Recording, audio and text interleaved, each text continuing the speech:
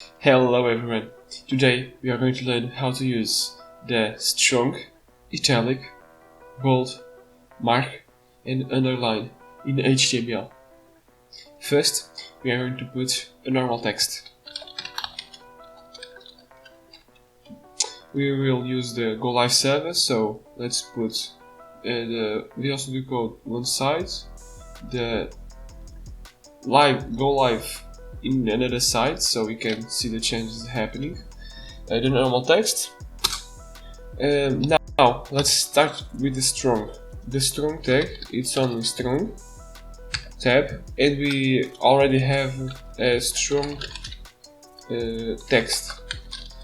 What are the strong text used for? The strong tag is, for example, used in an important text. Now the italic. For italic, we just press I, tab, and we put italic text. Here we can see we have italic text used for, as an example, words from another language. Now let's jump to the mark. The mark is used to make some text. We can of course change the color of the mark in CSS later on. Now jumping to the bold, we just put B tab and we put bold text. The bold text is used to make things a little bit bolder, just as strong. But strong is more important. Now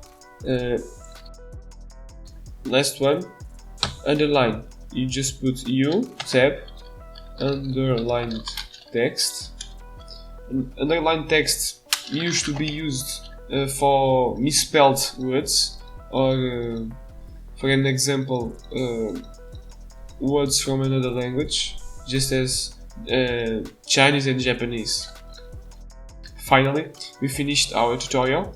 We've learned a lot of important text tags. So, thank you guys and see you soon.